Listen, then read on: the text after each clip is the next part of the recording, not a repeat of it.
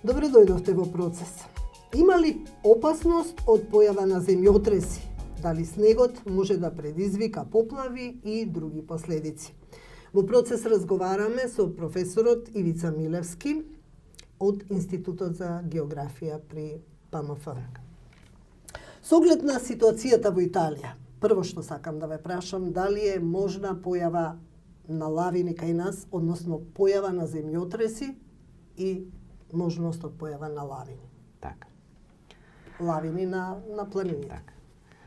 Првин да се заблагодарам за покана за учество во емисијата и се осврнуваме веројатно на ова прашање затоа што по инерција се поставува истото, бидејќи некаде во летото 2016 година имаше серија земјотреси во Италија, па што следеше земјотрес во Скопје.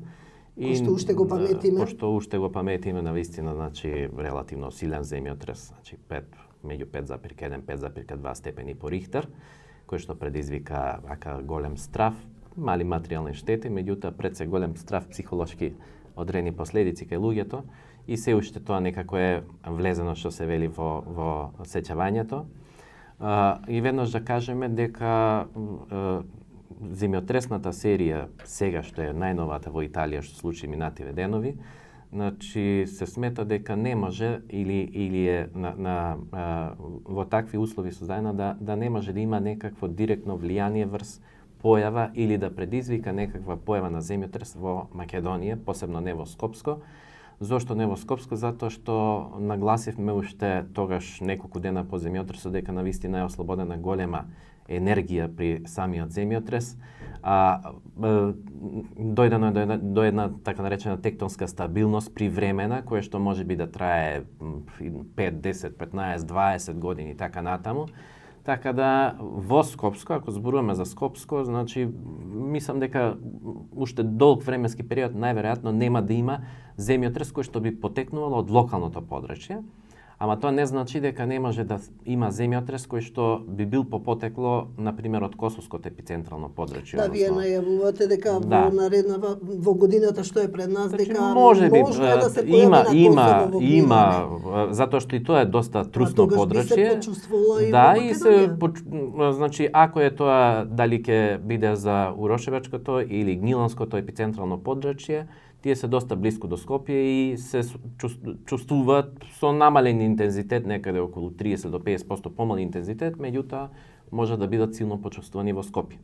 А друго е она што се однесува за останатите делови на Македонија. Има во тектониката и во сеизмологијата, така наречена сеизмичка статистика или земјотресна статистика, која што вели дека на одреден временски период статистички гледано има можност за појава на земјотрес со одреден интензитет или со одредена магнитуда. Така да, како некои, ајде да кажеме условно, подрачја што може да имаат поголема веројатност за појава на земјотрес, тоа се Валандовското подрачје, до некаде Охридското и Битолското, може би, иако со слаба веројатност, Пехчевско и границата према Република Бугарија. Каква е ситуацијата со планините таму? Сега има големи наноси на снег. Колку е потребно на една лавина за да се предизвика, таа лавина од снег? Значи, доволен и помал земјотрес да се предизвика лавина од снег, меѓутоа реков дека за сега не очекуваме во останатите подрачја, посебно во оние подрачја, тие не се многу ни сеизмички активни, значи деловите пример на Шар планина или на Бистра и така натаму каде што обично има посилни појави на лавини, така да тука се тој коридор тука меѓу планината Бистра, Шар планина и Корапскиот масив, значи тука се најчестите појави на лавини, меѓутоа не очекуваме дека може од тектонски причини или од земјотресни причини да дојде до појава на лавини. Лавините може да бидат предизвикани од нешто друго. Според одредени податоци сега има релативно голема количина на снег натрупано во овие изминатите 10 на 15, 20 дена. На некои места достигнува и повеќе од 1,5-2 метри, зависно на каква позиција е теренот. Така да можно е, меѓутоа повторно при услови на релативно нагло затоплување или при услови на значи одредени други појави да се јават Да почне да се други топи. неповолности, значи или можеби појава на врнежи и така натаму, така да може тогаш да дојде до опасност од појава на лавина, иако и сега во посебно онаму каде што е зачесена таа појава на патот Маврово-Дебар, значи треба да се биде внимателни, посебно во овој период од наредните месец и половина, затоа што навистина има доста големи, доста дебела снежна покривка. А има ли вистина во верувањето дека после големи снегови или после големи дождови може да дојде во наредниот период до земјотреси? Јас нагласив неколку пати дека значи снегот и снежната маса навистина во оние сеизмички подрачја кај нас што се, односно високо сеизмички подрачја, кај нас немаме некои големи наноси на снег кои што имаат значителна маса и кои што може да имаат било какво влијание. Значи тоа не е снег од 5-10 метри и така натаму, значи тоа се 20, 30, 40 сантиметри снег, така да во однос на снегот нема скоро никаква веројатност.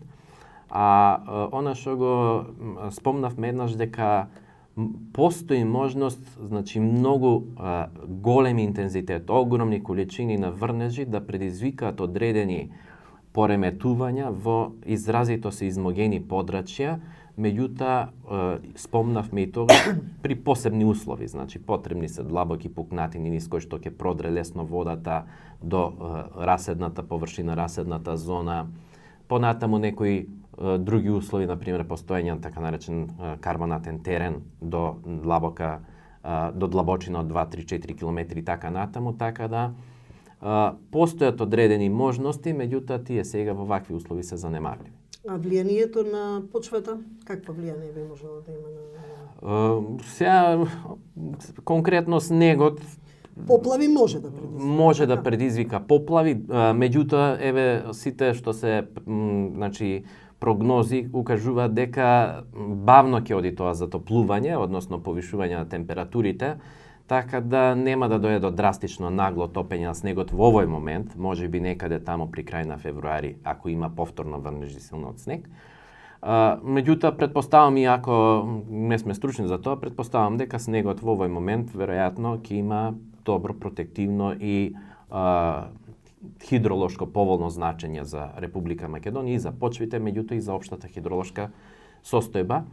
И рековме, во моментот не постои опасност од појава на поплави, речни поплави поради зголемување нагло на нивото на водата, затоа што се уште снегот е присутен, температурите се релативно и се предвидува, односно се прогнозира да бидат релативно ниски, што ќе може да доведе само до незначително или мало бавно топење на снегот и тогаш водостојот ќе биде рамномерно покачен, меѓутоа до некоја мала граница нема да. Ова значи дека снегот ќе се задржи уште еден извесен период со оглед на времето. Ова е една од ретките зими со така повеќе снег и со пониски температури. Не, всушност на Балканот ние сме меѓу земјите кои што вака во однос на снежната покривка и не се карактеризира со големи навеви или големи количества на снег, ни по планините, ни по пониските подрачја или градските средини и така натаму, затоа што податоците што ги имаме за Балканскиот полуостров, а да не зборуваме за поширокиот простор на Европа, покажува дека имаме места и со 3, 4, 5 метри, 6 метри снег навеви, значи кај нас. Добро, тоа е кај нас максимум. Не се случило, кога биле најстудените или најмногу снег, кога имало? Имали Вака статистика? имаме податоци дека на пример многу снежна била 1953-54 година и тогаш се забележени многу максимуми и на ниски температури и на големи снежни навеви.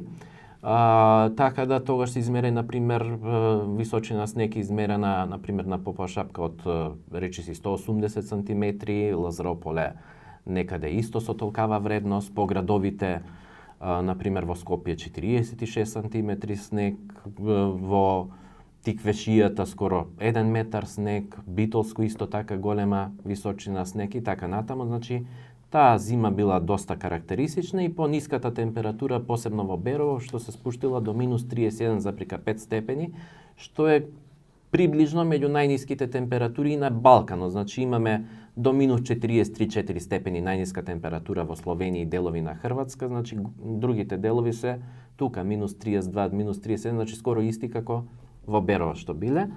И тоа се понатаму 62 година исто така 61-62 година и 62-63 биле доста снежни години, а од поновите датуми, од поновата да кажеме историја, во 2001-2002 година имаше доста снег и овдека во Скопје и на другите места во Македонија. Се сеќаваме понатаму 2006 интересно што на некои места се измерени рекордни количини на снег. Значи, примерна попошапка 215 сантиметри, навистина огромен нанос од снег и така натаму, така да и 2012, исто така 2011, 12 јануари, февруари важат за период, зимата, значи период кога релативно голема количина на снег и ниски температури. Вашата истражувачка дејност е главно од областа на геоморфологијата, наука за релефот, особено делот за ерозија. Кои се ризични подрачја во Македонија, што се однесува на овој дел, во овој? За жал, конфигурацијата на Македонија е таква да скоро нема простор кој што не е ризичен. Посебно, сега велиме ние, или кога ќе дојдат странци кај нас, велат прекрасен, интересен релјеф. Постојана смена на котлина со планина, пак налетувате 10 планини, ќе поминете, пример, одејки за Охрид, што се вели, котлини и така натаму. И тоа е навистина интересно и убаво, живописна, велиме живописна морфологија имаме, разновидна. Меѓутоа, од друга страна, таа голема, значи ние сме држава која што има меѓу најголеми просечни наклони, значи негде 15,5 степени и во самиот врв сме.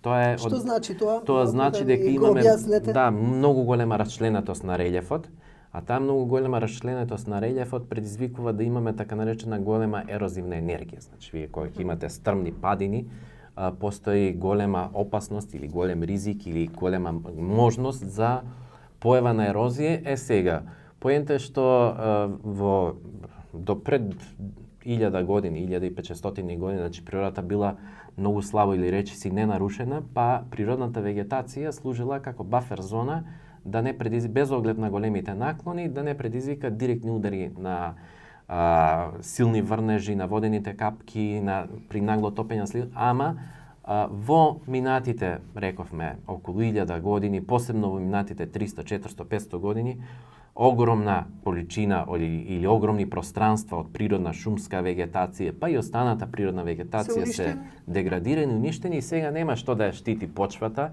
или карпите во подлогата, така да доаѓа до нивно брзо распаѓање поради промена на температурите, мразно разорување и така натаму, а поради големите наклони, дури при релативно помал интензитет на дожд, тоа се плакни и се однесува кон реките, а преку реките кон Вардар и кон Солунски залив. И не случајно, Солунски залив, кој ќе погледне човек на сателитска снимка, се повеќе и повеќе таа делтата од Вардар се зголемува затоа што носи огромна количина нанос од Македонија.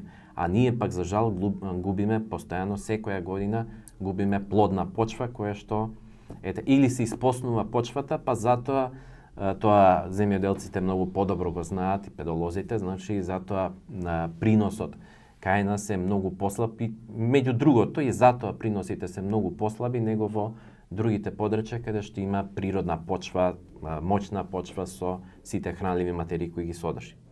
Има ли Македонија стратегија да се справи со ова? Еве сега слушаме последните години некакви пошумувања, не знам колку и како и за колку време нели тоа ќе биде ќе се вклопи во целиот. Па ние пак ќе кажам напоменавме дека немаме така система. Пред неколку дена имаше почитуваниот академик Ѓорѓе Филиповски една анализа токму на пошумувањата во Македонија. И многу убаво кажува дека тие во периодот 70-80 година во тој период биле многу интензивни. Неколкукратно поголеми пошумувањата, значи 5-кратно до 10-кратно поголеми од онаа што е денеска. Значи онаа што е денеска ден на дрвото, јас велам повеќе можеби некаква свест или едукативност некаква да се чисто да се види значењето на шумите или на пошумувањето, меѓутоа значи во 70-тите, 80-тите години се постоеле институции кои што вршеле перманентни проценки каде, како и колку треба да се пошумува и големи површини биле пошумувани. Ама за жал сега и тие веќе пошумени површини, дали ќе е тоа на водно, дали ќе е во бројни подрачја централна и источна Македонија, значи се уништуваат и со тоа повторно се враќаме на почетокот, оние голини од кои што секоја држава сака да ги на некој начин да ги истреби, односно да не постојат големи површини, ние некако повторно се враќаме на тоа и си создаваме самите огромни проблеми во односи на животната средина и на социјекономскиот развој и така натаму. Така, порано беше и во културата на живење, пошумувањето, Так. акции се организираа по училиштата, така да тоа беа некои вообичаени работи за кои што многу не се информираше по телевизиите, меѓутоа секогаш Во се секој случува. случај мора да имаме, значи пак ќе кажам тука, имаме одличен шумарски факултет, мора да има одлична соработка со него, земјоделски факултет и они институции кои што се укина, престана да постојат, кои што има извонредни резултати во пошумувањата и во враќањето на природниот баланс во Република Македонија, значи мора да се или да се реоформат тие институции или да се даде максимално значење на они кои веќе ги има, што ги спомнав, значи имаме доста стручњаци и на шумарски факултет и на земјоделски факултет кои што мора да бидат вклучени во бројни активности за пошумување, планирање на сето тоа и така натаму. Европската унија добар дел од ИПА фондовите ги насочува кон оваа проблематика. Так. Се искористуваат ли овие? Насочени ли се таму кај што треба и дали се користат? Па некако тие нагласуваат секогаш од Европска комисија дека би требало, значи има многу сознанија, можеби многу повеќе од она ние што го знаеме, знаат во различни комисии и агенции на Европската унија дека сме навистина доста загрозено подрачје со деградација на почвите, со процеси на ерозија, одрони и така натаму. Тие си имат своји интереси нормално, зошто ги тоа интригира и ги интересира, затоа што на некој начин се вкупните ресурси на Европа се загрозени, посебно кон медитеранското подрачје, така и кај нас, и затоа наменуваат доста финанси за такви програми, ама за жал ние тргнувајќи од локалните самоуправи, некако тие процеси на оплеменување, заштита од природни непогоди, изградба на одредени системи и така натаму се запоставува. Најчесто се смета дека тие проекти се резултатите ги покажуваат после неколку години или после 5, 10, 15 години или кога ќе дојде некоја ризична ситуација, а сега едноставно раководните структури во општините сакаат да населението нивно да види резултат за неколку месеци, за да да се каже дека нешто е сработено, а не треба да се мисли така. Сепак треба да се мисли на многу подолги патеки, за да навистина генерациите што идат, нивните деца и на тие градоначалници, на тие совети и така натаму да живеат во една да живеат во една многу поубава природна средина, оплеменета и која што ќе донесе на некој начин и оно што го велиме одржлив економски бенефит и просперитет на дадено подрачје. Сакам да ја прашам колку бетонот во нашиот главен град игра улога во справување со природни непогоди, со поплави и такви работи. Па, видете, примери има многу во светот каде што, значи, доволно е да било кој да отвори интернет и да погледне градови кои што некогаш се, да кажеме, надпреварувале, кои ќе изгради повеќе бетонски зданија во 60-тите, 70-тите години, сега е обратна тенденција. Значи, тенденцијата е во градовите токму заради и природни непогоди, и заради чистиот воздух кој што е неопходен, како што ние се сочуваме и во Скопје и во други градови.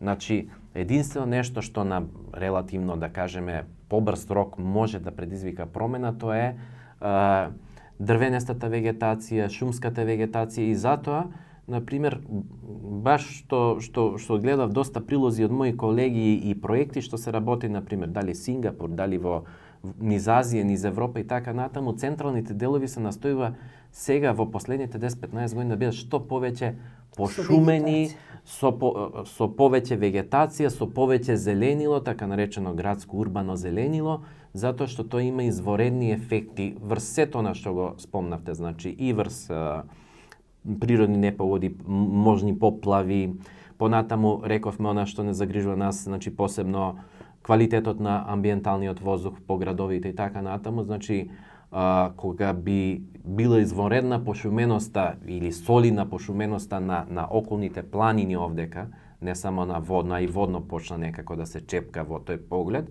меѓутоа и на јужните дели на Скопска Црна Гора и на сите овие ридови што ги имаме тука по Скопско, верувајте дека барем 20-30% ќе биде воздухот почист него што е. Значи има многу тоа пак ќе кажам, значи шумарите и биолозите имаат многу подобри сознанија и нивните искажувања се дека навистина зеленилото, шумите, дрвенестите растенија имаат многу голема функција и улога и затоа не случајно и тоа стратешки треба на некои места да се фаворизира поставувањето на дрвореди, на такви мали шумски појаси и така натаму за да се облагороди тој простор и да биде подобар за живење. Така да велам, значи секаде во светот тенденцијата сега е моментално во градовите да има што повеќе зеленило. И тоа, зеленило долу покрај улиците, покрај реките зеленило, некои реки кои што биле целите претворени во бетон, сега се повторно озеленети комплетно, значи покрај нивните брегови и така натаму, па дури зеленило кое што оди во височина, значи оди си градат веќе дури и зелени површини на крововите на зградите и така секаде каде што може за да колку е можно се ублажи ефектот од сите работи што ги спомнавме. Значи треба да се слуша гласот на експертите. Па имаме во Македонија, значи реално значи има доста луѓе и експерти познати, понекогаш многу познати надвор од Македонија за жал, кои што на некој начин значи нивните мислења, нивните можни придонеси не се консултирани, не се употребени или стојат некаде можеби по фиоки и така натаму или некогаш чисто ради реда се прават, а понатаму не се употребуваат резултатите од тие експертизи кои што може да придонесат на вистина многу за, рековме, облагородување на Македонија како целина, на природата и на градските средини, и на населбите и така натаму, значи да живееме заедно 30-40 години во едни многу, ајде да не кажам, похумани услови во однос на онаа што е сега. Баш похумани. Сакам да ја прашам нешто, едно популистичко прашање, може би не е баш толку од вашиот домен, околу метеопатијата и поврзаноста со атмосферскиот притисок, со климатските промени. Сега, здравствените работници имаат објаснување на свој начин. Што се случува? Што е тоа што влијае кај луѓето од така наречени метеопати кои што реагираат на временските промени? Така. Па видете, сега... Од ваш аспект, се разбира. Сега, гледате, многу фактори почнаа веќе едното е, ајде да кажеме, класична метеопатија, другото е она што го спомнавме, се поголемо и поизразито аерозагадување на градовите, кое што ги прави организмите, барем по мои сознание, значи човечкиот организам, меѓутоа не само човечкиот, и животните, и сето останато, значи ги прави многу поосетливи на некои метеоролошки елементи во однос на, да кажеме, пред 30-40 години, така да тоа е многу интересна и многу честа појава, затоа да, честа појава и веројатно пак ќе спомнам, значи веројатно и одредени експерти од здравството можеби работат на таа проблематика да сега на пример гледаме, значи ама немаат влијание. нема влијание, ама затоа ги спомнав некои чекори кои што би можеле да се направат. Видете, де факто, значи изложеноста на аерозагадување, на различни аерополутанти предизвикува значи многу поголема осетливост и па и заболувања, па и алергични реакции и така натаму. И затоа е препораката неколку пати јас укажувам на тоа да се одвои барем еден ден во неделата да се излезе малку на чист воздух. Навистина сме заробени, посебно еве вака во зимски период, значи сме заробени во онаа високи концентрации на честички различни кои што многу негативно влијаат на нас. Никако да излеземе, дури има некои, еве баш слушам, ке прошета покрај булеварот малку да се разоде, меѓутоа многу поголема штета си прави затоа што е директно изложен до издувните гасови на автомобилите и така натаму. Така да сега за сега најитна и најдобра превентива или најбрза превентива е да одиме кај нас се уште некако Да најдеме немаме. чист воздух. Треба да се значи јас гледам еве еден пример само ќе ви кажам. Морам да спомнам сега од моето искуство. Значи имаме слободни пример викенд и сега ќе се упатиме сите према Водно. Према Водно има многу повеќе автомобили, стотици автомобили, многу повеќе ќе се заглуши човек него што ќе види нешто од воздухот. Ама имаме и Скопска Црна Гора, која е и по површина огромна планина и која има чисти патишта сега до голема височина и Бродеци од озгори која што има во тој нејзин западен дел доста е пошумена и навистина една сега не ми јасно мене зошто растојанието е да не кажам скоро исто. И прекрасно е, не е оптеретена воопшто Шар планина во однос на оптеретувањето на Водно. Меѓутоа велам во навиката е веројатно дали во навиката, меѓутоа тие можеби 2-3 часа пример на Скопска Црна Гора што ќе се поминат, малку едноставно, ајде да не кажам, ќе го детоксифицираат организмот од сето она што е насоберено со денови овдека во градот. Верувам дека е ова добар совет за сите оние Така. што не следат. Ви благодарам што бевте гостин. Благодарам и на вас.